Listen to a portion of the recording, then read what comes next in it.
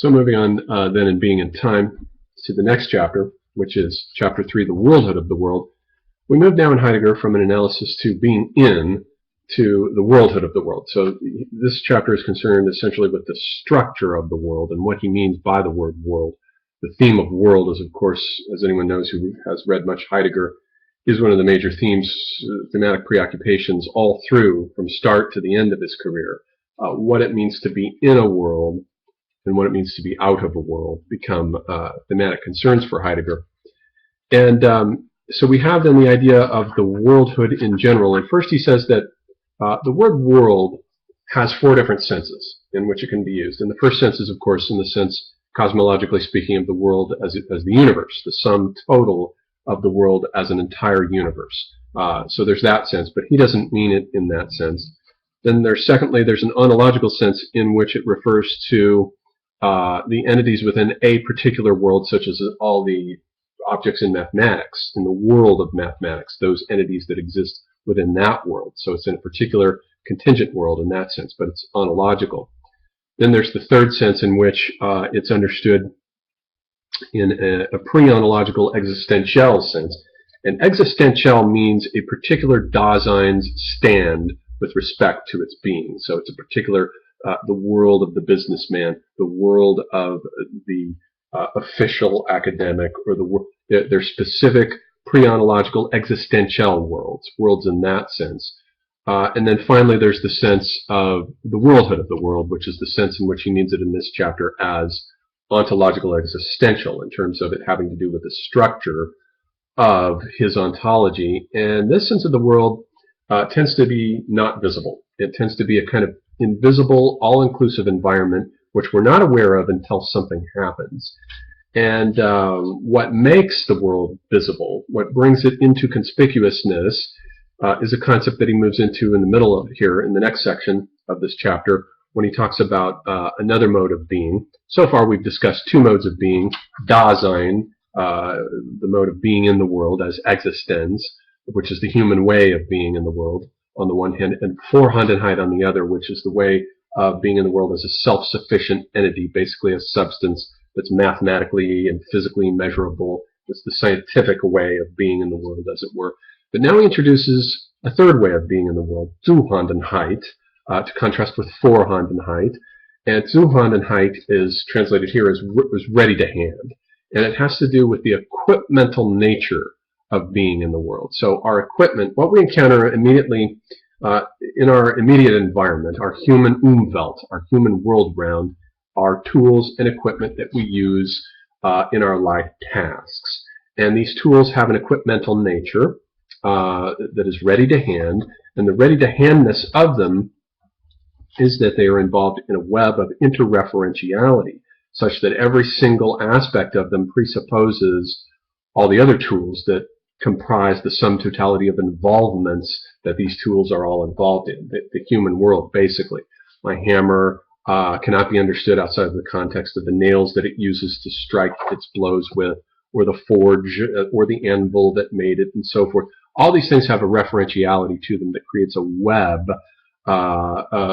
in which tools are ready to hand, and they're constantly being used. They're in the flow.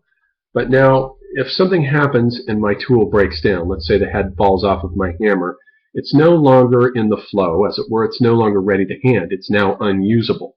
So now suddenly it's become conspicuous. It now stands out from the background and becomes conspicuous as a problem, and it has revealed that it is not just an object that is ready to hand, but that its presence at handness has been there all along, bound up with it, and its ready to handness is simply concealed, as it were, its Vorhandenheit, its present at handness. That is to say, its nature as a theoretical entity. It has shifted into that mode when it breaks down and becomes unusable. Now it's a problem. It's something that has shifted into the theoretical mode of science, which treats the world as a giant problem to be solved, basically. And it's broken. It's unusable. So that is one way in which the tool not only becomes conspicuous, but so too does the world itself now begins to obtrude. It itself as a totality begins to become evident to me. It's stepped up. And there are a number of ways in which invisible environments can be stepped up into visibility.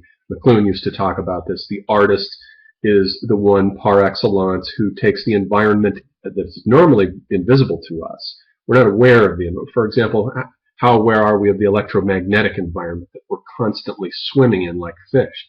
We're not.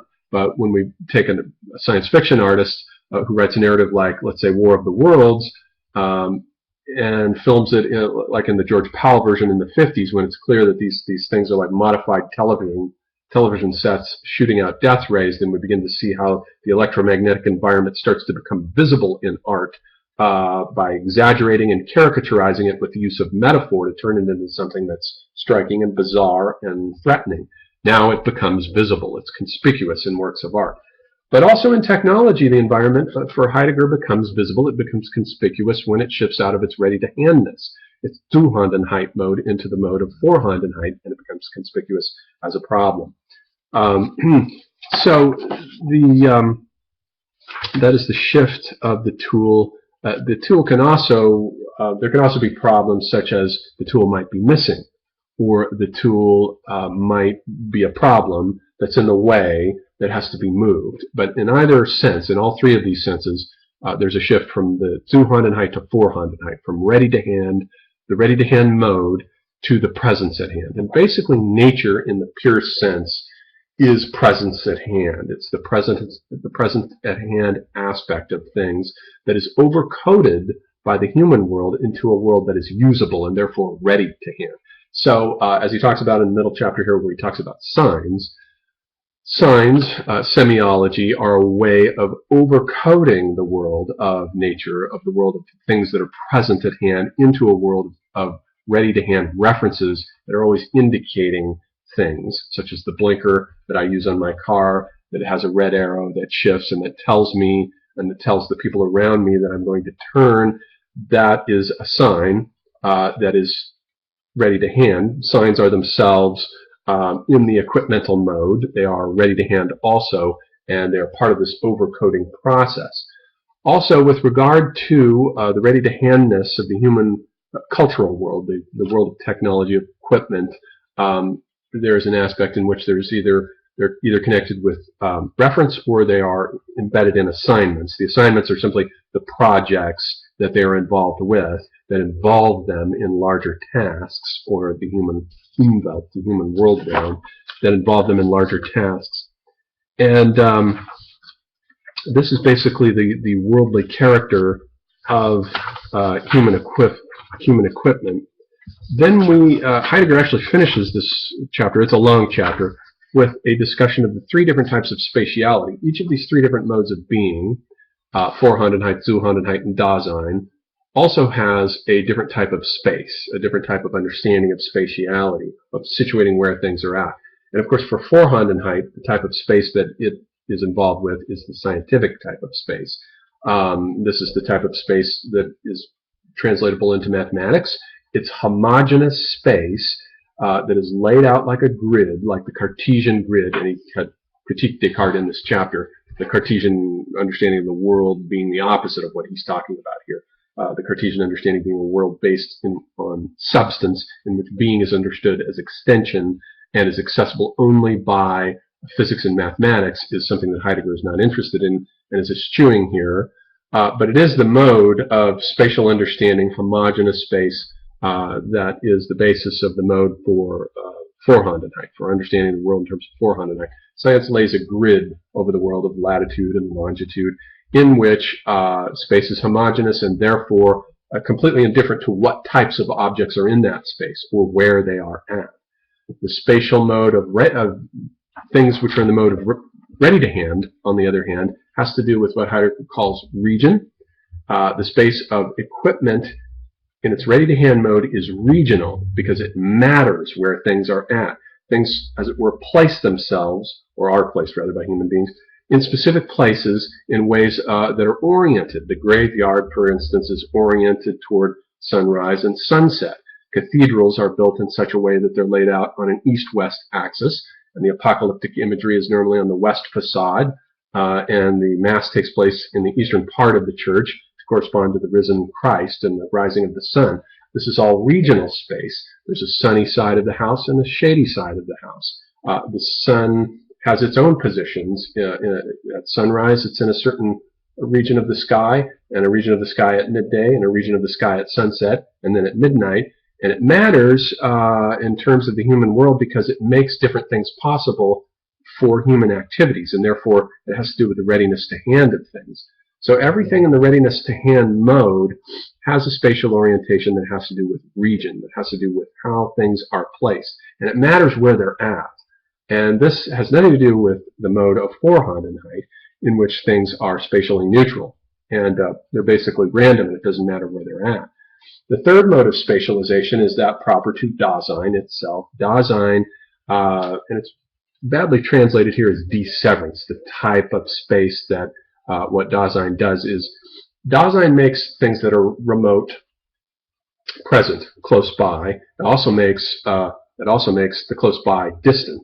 So it's a subjective kind of space. Objectively measured, the road might be objectively measured longer than a different road that I take that objectively measured is shorter than it, but is harder because there are more obstacles in the way, so the road is harder going. Subjectively speaking, that road is going to be much more difficult than the other was. So space is different in the subjective mode of Dasein. The friend who I see coming up the street might be closer to me than the very pavement underneath my feet. The glasses on my face may not be as close to me as the picture across the room on the wall is. So space is a subjective thing for Dasein, and it's oriented in terms of concern and care, not in terms of objectively measurable properties or distances. And so this is the kind of space of Dasein where things have to do with concern and care in terms of what is far and what is near and remote. Now, he finishes off the chapter by also remarking that the homogeneous space of science, the homogeneous space of the mode of things present in hand and Vorhandenheit, eliminates the worldhood of the world. It eliminates regional space. It eliminates subjective space. The subjective human space is based also on right and left, on the subjectivity of right and left. And it eliminates all of that. And I think today that with the triumph of globalization, what we do have is the complete triumph and covering of the Earth by this objective, homogeneous, neutral space of science, which is completely indifferent to where things are at. And as a result, you get a bunch of random objects that are thrown hither and yon, gas stations, parking lots, airports. It doesn't matter where anything is situated. And so you get the covering of the globe by this kind of neutral, nihilistic scientific space, which is objective, it's measurable, it operates according to longitude and latitude, but it's completely value neutral and it's nihilistic, and you end up with an anti-world. Because this type of space, as Heidegger puts it, deprives the world of equipment, the ready-to-hand world, of its worldhood.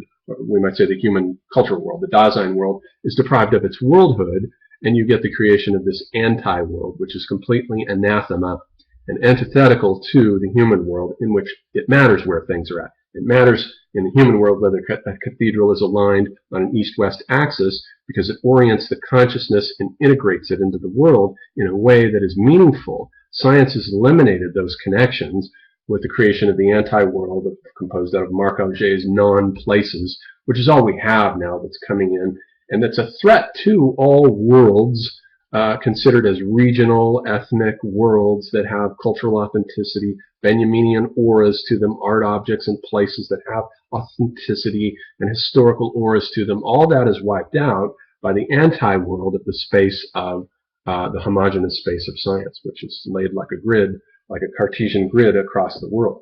And so we have these three structures of being in this chapter, in which Heidegger talks about the worldhood of the world and how Zuhandenheit, Vorhandenheit, and Dasein all differ in terms of their basic inward structures. Later on, he'll get into how each one also has a different form of temporality that corresponds to it.